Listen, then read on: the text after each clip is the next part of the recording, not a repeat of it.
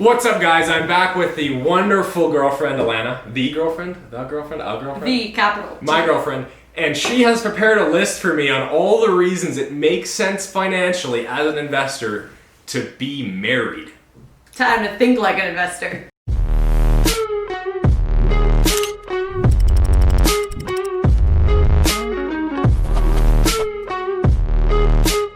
So if you're new to the channel, my name's Josh. I run a business called Haven Wealth Management, and we service over 200 people trying to help them invest in the stock market, find financial independence, all that great kind of stuff. So if you guys are in for that, hit subscribe, hit like. But let's get into the video. I have Alana here. She's in a lot of my videos. She's really probably the MVP of my videos, if I would say that. Yeah. Other than Tom. Tom's sorry. And Alana is going to recite for me a list of reasons why we should, you know what? A list of reasons why we're supposed to get married and how it's going to help me invest. But do you what came to my mind? What? Do you want to tell the people what you did to me in 2018, 19? A photo shoot? A certain photo shoot you Oh, okay. Whoa, okay. Going back. So Josh and I actually went to high school together. We've known each other since 2009, I guess. It's a long time. Long time, actually. Wow. And we went to high school together. We were always like kind of friends. Nothing romantic ever. I always obviously thought he was hot because it's like, look at him. Oh, nice. Wow. And then after high school, like we kind of stayed in touch because we both lived kind of around the same area. So I'm pretty sure you worked at a high-class restaurant. And I worked at a restaurant that he frequented often, and we just like stayed friends, whatever. And I was dating other people and lots of other people. Okay. Anyways, I was getting some life experience, if you will. And I would always just tease Josh because he was the guy who had never dated anybody at all. Yeah. And what is it? A platonic friend? A plutonic? platonic? I am the platonic friend. Like I'm the good whole at time. I'm sure the he whole time. probably friend-zoned. Well, he friend-zoned me for years, and then also friend-zoned probably multiple other. But if there's anyone who could break the wall, this chick. So then we became really, really close friends after my dad passed away, and we just like, cause he's a good list. There's just so many positives. And I didn't plan this, by the way. I didn't instruct this. I didn't tell her to say any of that. No, this is just what happened. And we became really close and just like still friends. And then I would just tease him because it made him so uncomfortable. And I'd be like, you know what, Josh, like it's fine. We're getting married anyways. Like don't worry about it. We're getting married. And he's like, okay, haha. And then like after like the 20th time, and like I would send my friends hashtags like Josh and Alana, hashtag 2025, which is only 5 years away, by the way. And and this was again before we ever dated. And so now we're going fast forward to when I finally was like, am I gonna get out of this friend zone? Like, I don't know if I ever am. And then I did. And then here we are. And here we are. I don't know, that's kind of the fast version. But can you tell the people what you did? What photo shoot you convinced me to Oh, do? okay, so there was two photo shoots that I made him do. They were both ads for like a local party supply store that I had a family friend who worked at. Josh, someone needs help with a few And pictures. I was like, Josh, you're like a handsome man. Like, come be my like prop in this photo shoot, basically. That's what I am. And so the first one was outside of the store and he had no idea what he was showing up to. And this was like 2015, I don't know, years ago. And basically, we were a pretend married couple. I'll see if I can find the photo and we can put I it up walked in the video. into a store and the entire... No. That was the first one was outside. Okay. The first one was outside, and they were carrying all of our supplies out, and we're a married or engaged couple planning our wedding socials. And then the next one was when we were dating, and he had no idea. I was just like, he was like, what am I supposed to wear? What am I supposed to do? I'm like, just like wear like a nice suit, like you have those, wear something nice. And we show up and the whole room is decked out. I walk into this place and it's literally set up as a wedding venue and I'm like, what's going on here? And there's a table and chairs set up for a married couple and I'm like, oh, this is crazy. And then I realized that we are the married couple that's being shot in this photo shoot. We're what, 6 months into our relationship? Yeah, you gotta play the long game, ladies. Play the long game. That's the picture, that's the picture. That's hilarious. That's the story of us. And here we are. And here we are. And now I'm taking the next step because we're 25 and this guy is snoozing a little bit. No, I'm just kidding. So what Alana? Alana... ways to freak him out right now.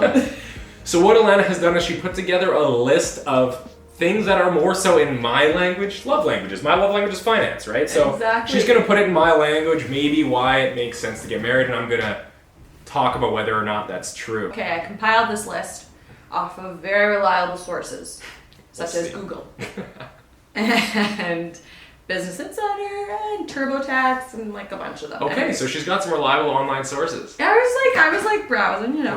Okay. Okay, so for example, Josh. Okay, for example, okay, we don't have a concept, we have an example. Well, you have a corporation. Yes, I do. Right? I do have a corporation. Under the legal terminology, it is a corp. Yes, I have a corp structure, yes.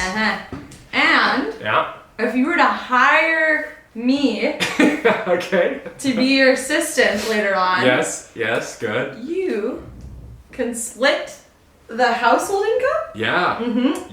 And then it's needed to you can split the household income needed to different people. So like for us. So like we could take, Yeah. Okay. Which gives us a lower average tax bracket. That's actually true. So if you own a corporation, you can pay your spouse, and that way the money gets into the house in the same way, but it gets split between two people's tax brackets. So technically we probably could save 10, 15 And grand. then now you don't get that. But here's the thing you have to think about there, is your first recommendation for me is paying you. Again, long term. Think of it. Okay.